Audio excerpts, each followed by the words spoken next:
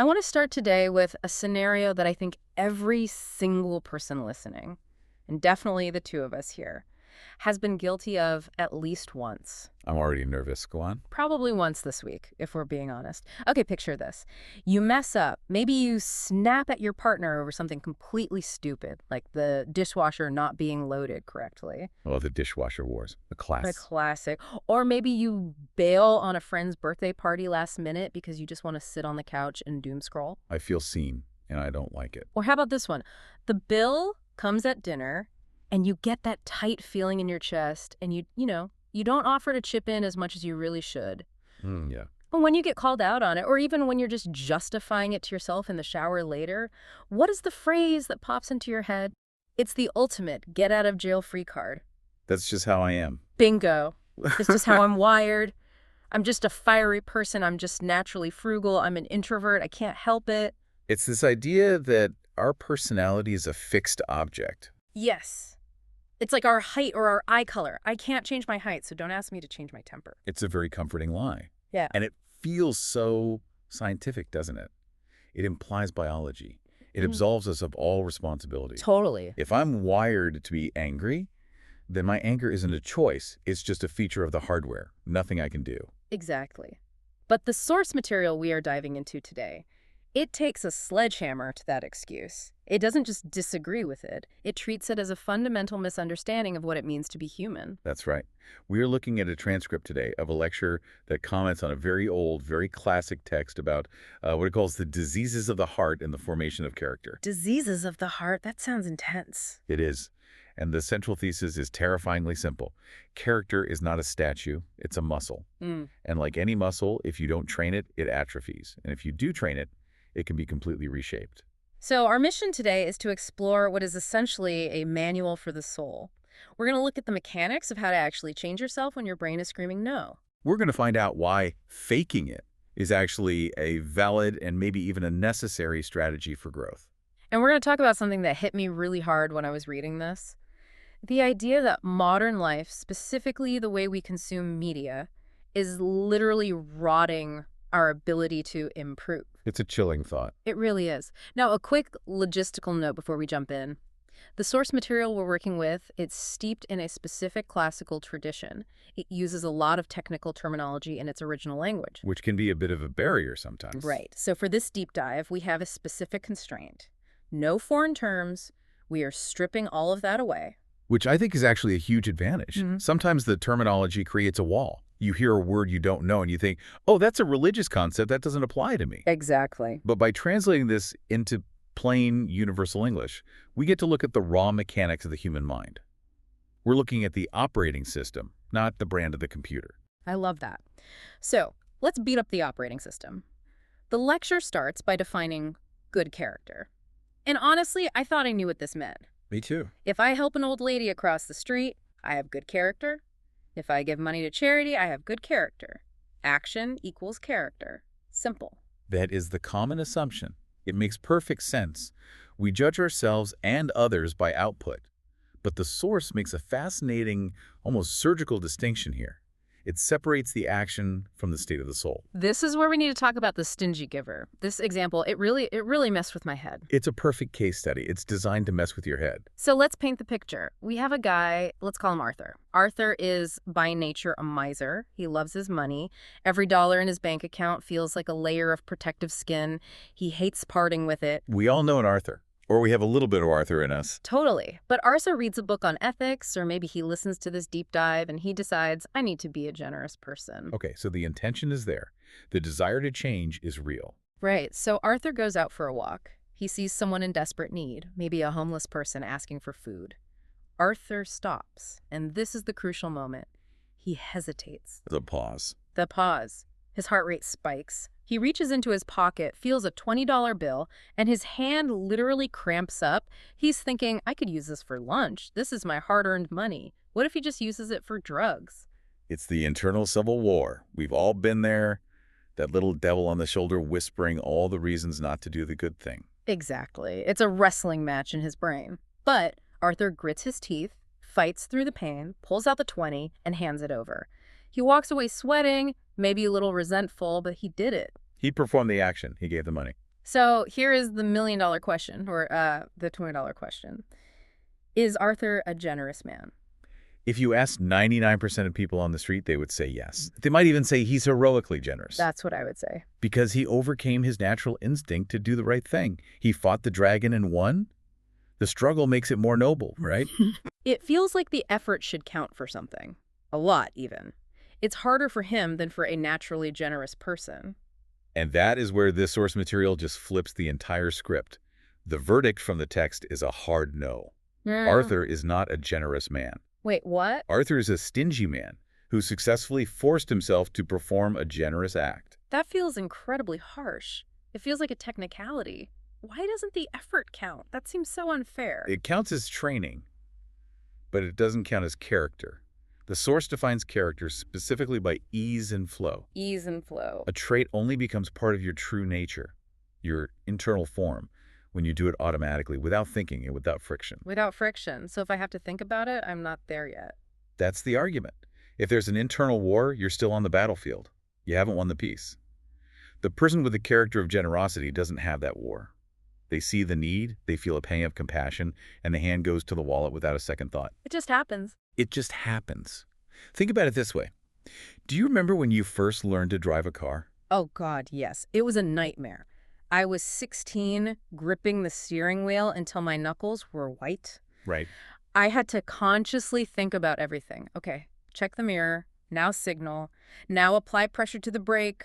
Not too much, not too little, now turn the wheel. It was mentally exhausting. Exactly. You were doing the action of driving. But were you a driver? I was a hazard to navigation. I was a menace. You were in the struggle phase. Now, fast forward to today. You drive home from work. You're thinking about what to make for dinner. You're listening to a radio. Maybe you're chatting with a passenger. That's on autopilot. You pull into your driveway, and you realize you don't even remember the last 5 turns you made. It's automatic. My body just did it. That is the state of character. The source is saying that moral virtues, generosity, courage, humility, patience, need to become as automatic as your driving is now. So if you're still clutching the steering wheel, sweating over whether to give the money or not, you are still a learner. You haven't mastered the skill. You're a student driver of generosity. That is a wildly high bar. Yeah. It basically means that being good isn't about what you do in these big, dramatic moments. It's about who you are when you're not thinking. It's your default setting. Precisely. It's all about the internal image. The source says humans have 2 forms. The physical form, the body, which everyone sees with their eyes, and the internal form, the soul, which is perceived by insight. The goal of all this work is to make the internal form beautiful. And you know the internal form is beautiful when beautiful actions flow from it, like water from a spring, you don't have to pump the water, it just flows. I love that analogy, but it also makes me feel a little inadequate because I definitely still have to pump the water for a lot of things. I have to force myself to be patient. I have to force myself to be disciplined about work. And that's okay. That's the process. That's the training. We have to recognize that the force is the medicine, not the health. The health is when you no longer need the force. The medicine, not the health. I like that. Okay, so we know what the destination looks like. It looks like ease. It looks like flow. But this brings us right back to the objection we started with, the I can't change crowd. The defeatists, as the source calls them. Right, the people who say, look, I've been angry for 40 years. My dad was angry. His dad was angry. This is just my nature. Why try? It's a waste of energy. It's a form of laziness, isn't it? It is. It's laziness masquerading as a kind of world-weary wisdom. Yeah. The source is very, very sharp in rebuking this. It says, if character couldn't change, then what is the point of, well, anything? Right. Why have schools? Why have prisons? Why have therapy? Why tell your kids to share their toys? Exactly.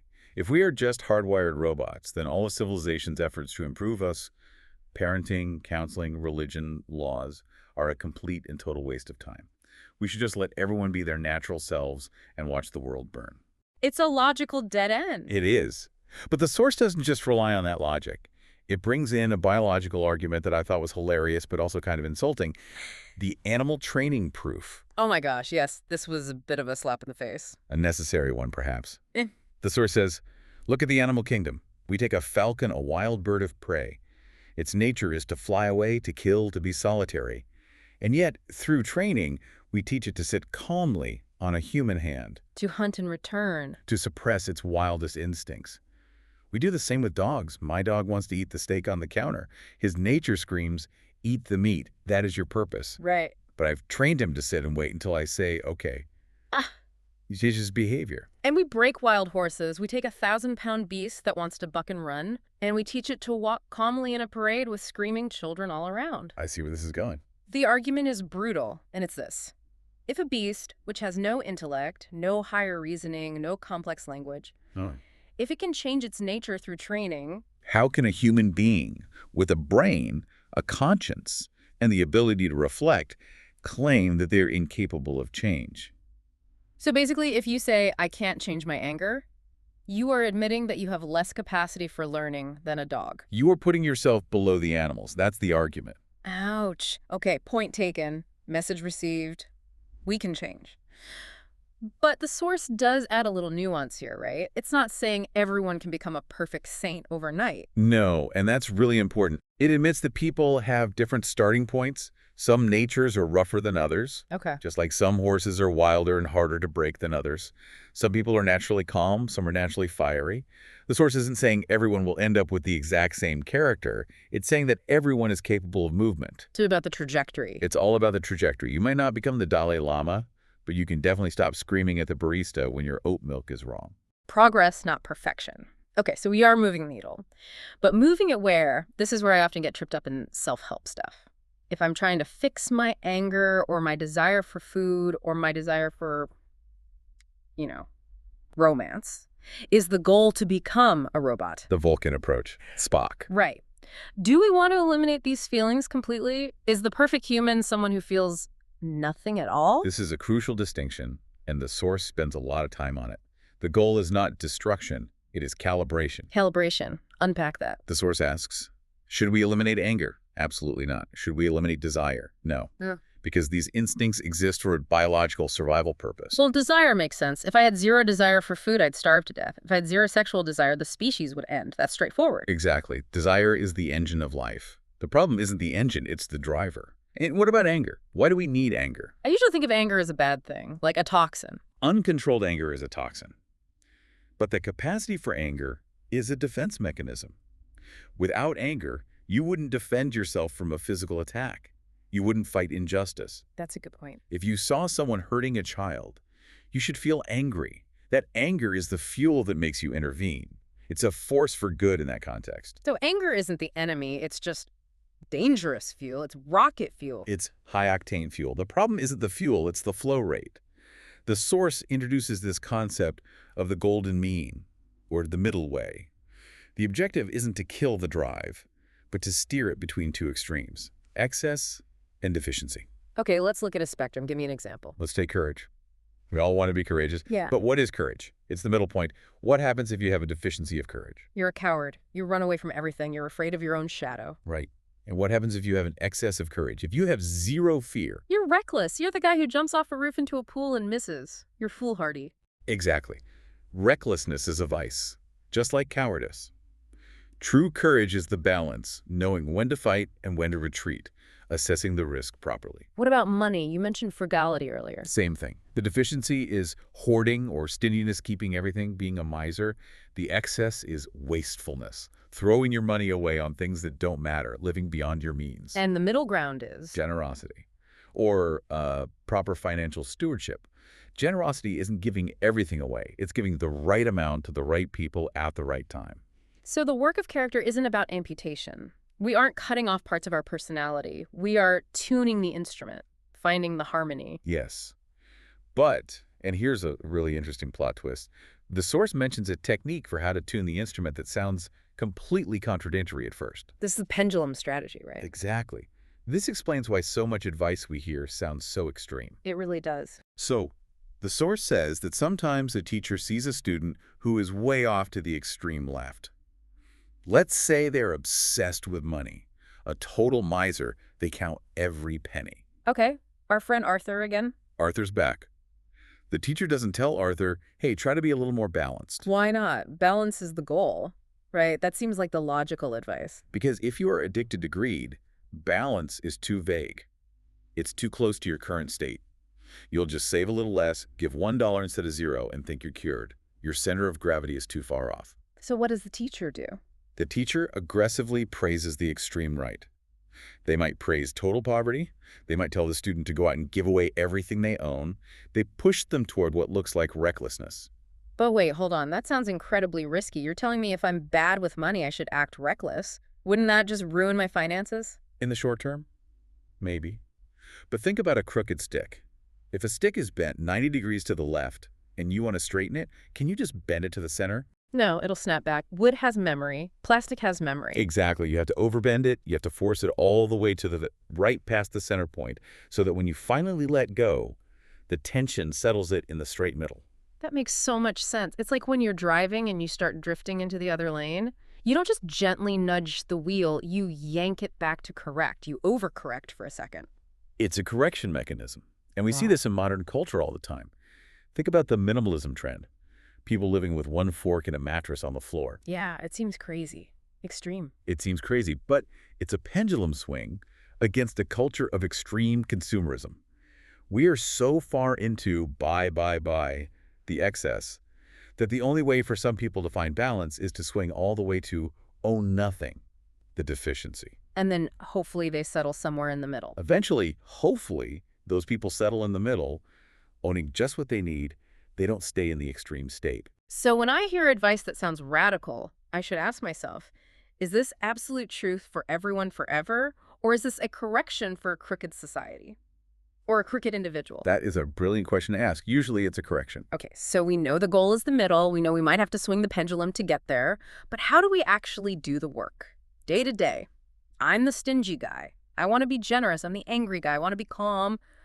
The source gives a method that sounds suspiciously like fake it till you make it. It's literally that. The source calls it the as-if principle. It says, if you want to acquire a character trait, you must forcefully act as if you already have it. So if I'm arrogant. You must force yourself to do the actions of a humble person, even if you hate it, even if you feel like a hypocrite inside. You sit with people you think are beneath you. You ask questions instead of giving answers. You serve others. But doesn't that make me a fake? I feel like we value authenticity so much today. If I'm acting humble but feeling arrogant, I'm being inauthentic. I'm a fraud. That is the trap of modern authenticity. We think authentic means acting on my current feelings. But if your current feelings are trash, why would you want to be authentic to them? Huh. Good point. The source is saying be authentic to the person you want to become, not the person you happen to be right now. Oh, I like that. That reframes the whole thing. You're role-playing your future self. Yes, it connects directly to modern behavioral activation therapy. Action precedes feeling. You don't wait to feel motivated to go to the gym. You go to the gym, and that action creates the motivation. The source uses the analogy of a writer. Right. You don't wait until you feel like a writer to start writing. You write. And by the repetition of the act of writing, you become a writer. Your identity follows your action. It is the repetition that matters, right? It's not Yep. doing it once. Arthur giving away $20 once didn't make him generous. Repetition is the magic sauce. And this is where the gym of the soul analogy comes in. The source explicitly warns against impatience. This is the #1 reason people fail. I can see that. They try to change a habit, they do it for 3 days, and then they say, I don't feel different. This isn't working. I went to the gym twice. Where are my biceps? Exactly. The source says, do not expect character growth in 2 or 3 days. If you go to the gym and lift weights and then look in the mirror immediately, you see nothing. If you do it for 2 days, you see nothing. It's incredibly discouraging. It's boring. The beginning is just a grind. It is incredibly boring. Yeah. But the work is accumulating underneath the surface. The micro tears in the muscle are happening. There was a beautiful image in the text about water and stone. Yes, I highlighted this. This was powerful. Imagine a drop of water falling on a giant granite rock. Drip, drip.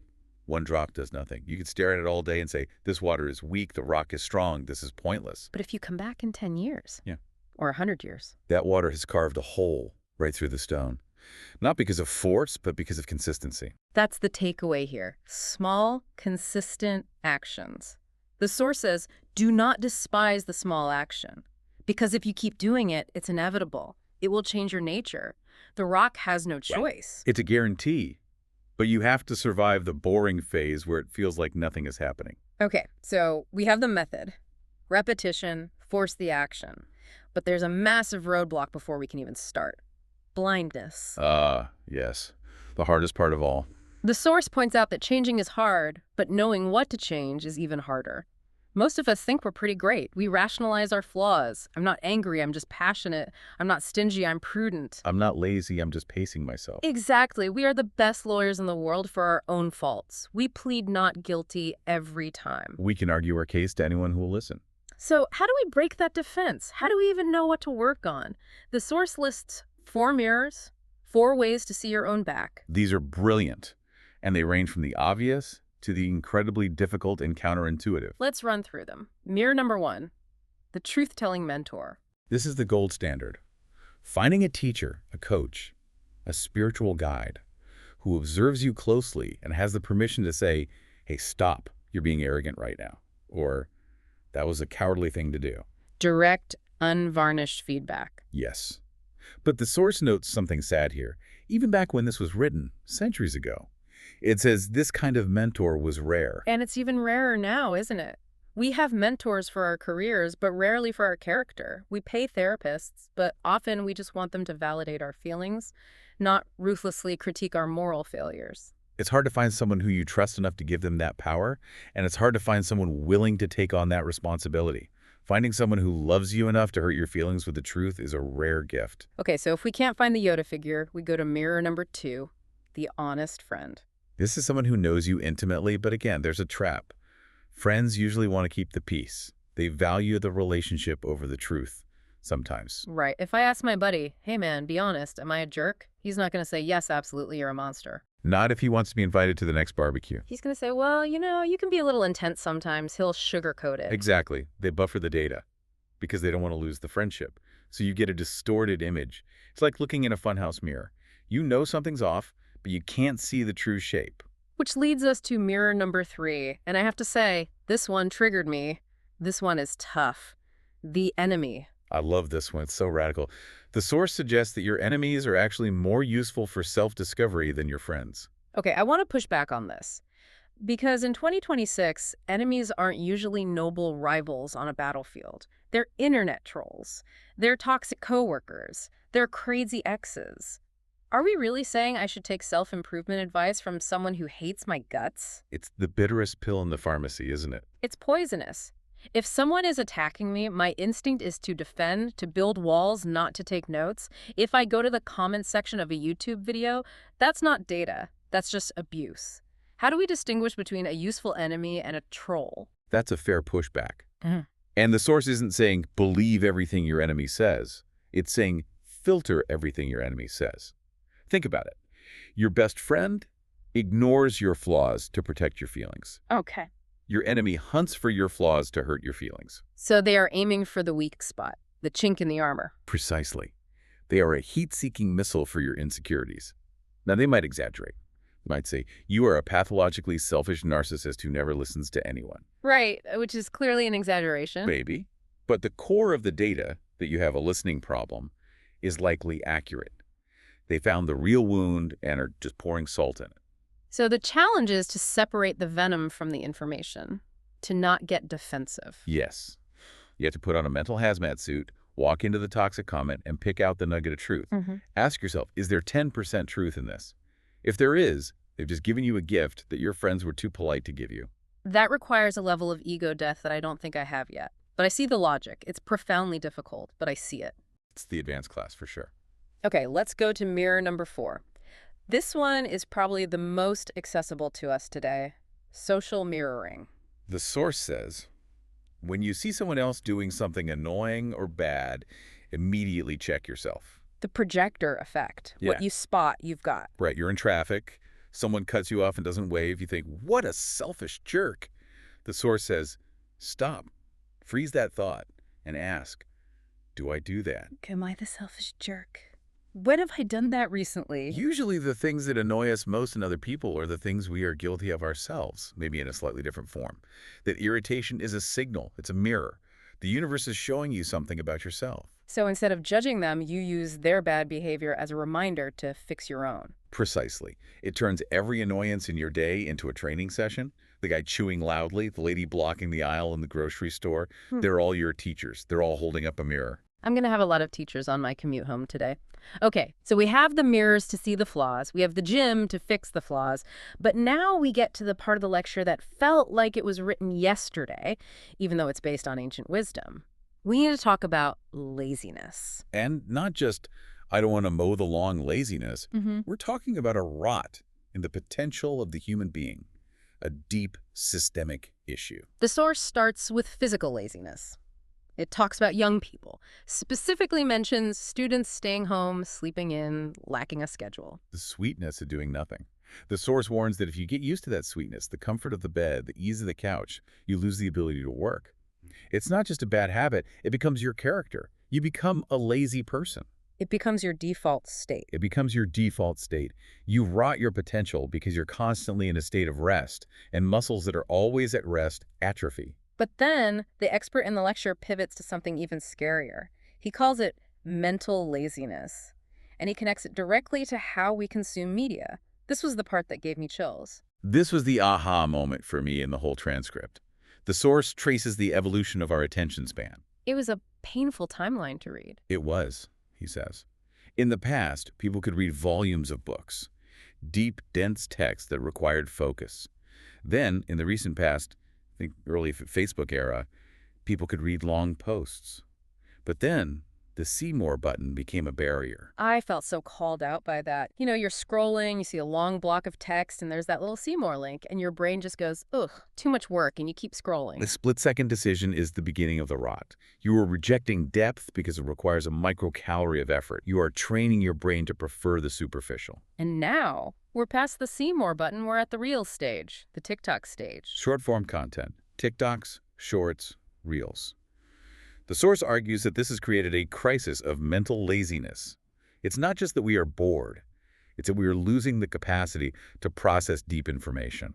He said people struggle to watch even a 30-minute video now, let alone read a book.